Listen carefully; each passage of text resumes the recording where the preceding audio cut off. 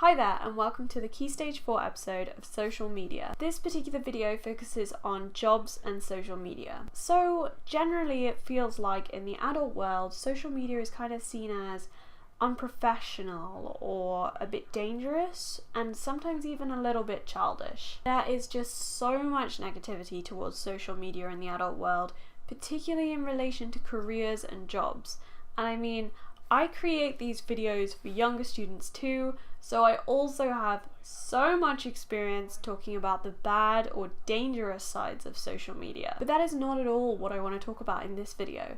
This video is more about how awesome social media can be for your career. Social media is such an amazing and underappreciated tool for the careers of young people in the modern world. So first I want to talk about LinkedIn. LinkedIn's own website defines itself as the world's largest professional network, whose mission it is to connect professionals to make them be more productive and successful. But I didn't like that so much because I thought it was a little bit too overcomplicated, so I made my own. LinkedIn is basically like Facebook, but for jobs. So a lot of you at your age will probably have a CV. If not, you'll probably be starting to make one in the upcoming months. But have you ever been asked for a digital CV? Digital CVs are becoming more and more common recently, but sometimes it can feel a bit tricky to find a way to even start with a digital CV or portfolio.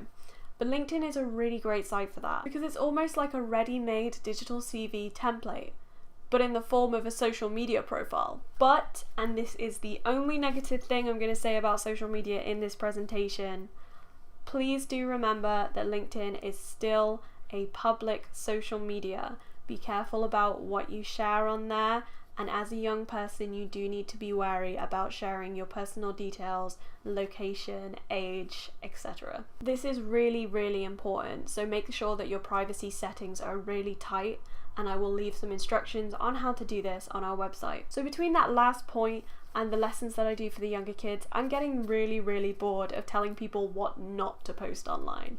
So instead, for you today, I'm going to be telling you what to post online. Have you ever been told to imagine what your future boss would think if they saw your social media posts?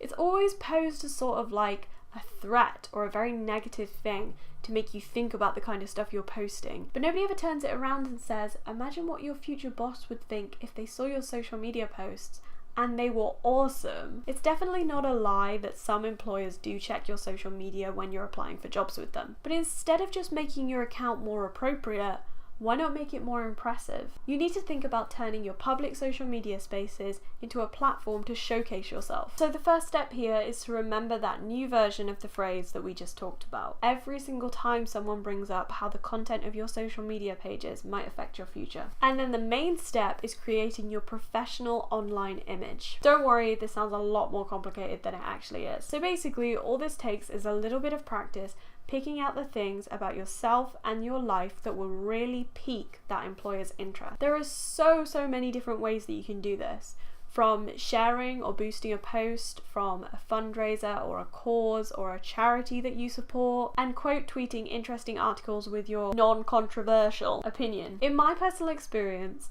one of the best ways to build your professional online image is to get super invested in the online world of the industry that you're interested in working in. On the surface, it may feel like some industries are a little bit tricky to find online, but that's definitely not the case. You just have to look in different places. If you're looking at working in the makeup industry and you have Instagram, maybe it's a good idea to start sharing posts by your favorite makeup artists on your story. If you're looking at getting into law, following some high-level industry professionals on Twitter is a really good start. And then if you want to start interacting more from here, there are accounts like The Ultimate Law Guide that you can start communicating with and making yourself a little bit more well-known. Getting involved in the online side of your preferred industry comes in lots and lots of different forms. It's all about finding the one that's best for you and your career choice. Other than that, the biggest thing to remember is you don't have to get rid of your silly, fun, job irrelevant side online. There is absolutely nothing wrong with having a casual,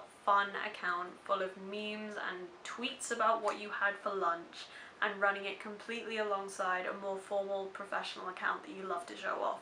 So it seems to be that when talking about jobs alongside social media, thinking outside the box is a really good rule to live by. But I want to talk about thinking outside the box in terms of how your experience with social media has given you real world skills. Like on the surface, if you just had on your CV, I have an Instagram account.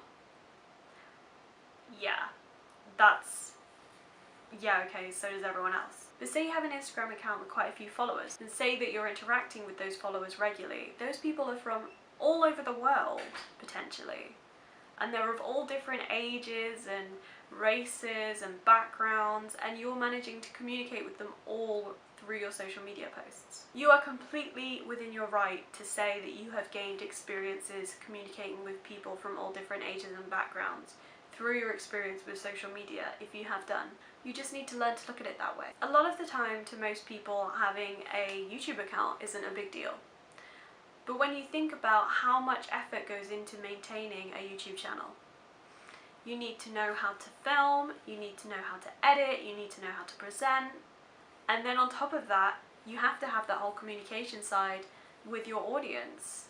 Another skill that social media can help you build really, really well is understanding statistics. So on almost every social media app, there is usually a way to check your reach and your follower count and your interactions and your user engagement. And these are things that are just really interesting to you as a social media user. So you can say, oh, okay, I got 60 likes on my Instagram post and 3 comments. That's nice as a user.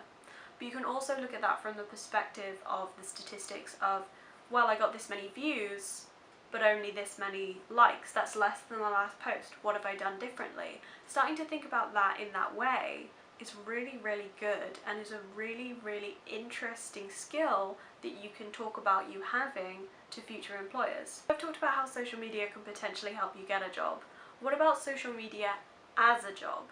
Worldwide, 3.48 billion people are active on social media. That's about 45% of the world population. So that is a huge market. Studies have also shown that around 40% of consumers actually use social media to research products or brands that they're interested in. Understandably, because of this, 90% of brands actually use social media to market themselves.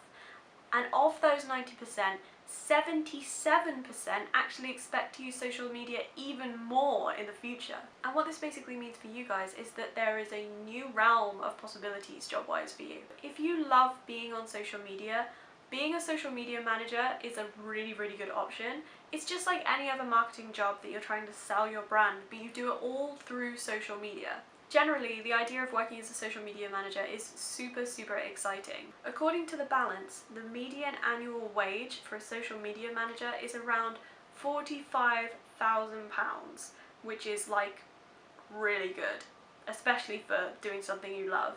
And what's beautiful is that there are positions in every industry. There are social media managers needed in the arts, but there are also social media managers needed in accounting and law and science and maths and music and everything in between that you can think of. The idea of working in social media is a brilliant opportunity and something that I think so many young people just overlook because they don't even think it's possible. And I highly recommend looking into it. So that's all I have on this subject. Thank you so, so much for watching. If you are interested in safety and social media or communication and social media, you can check out our Key Stage 2 and Key Stage 3 presentations on our website. Thank you again and goodbye.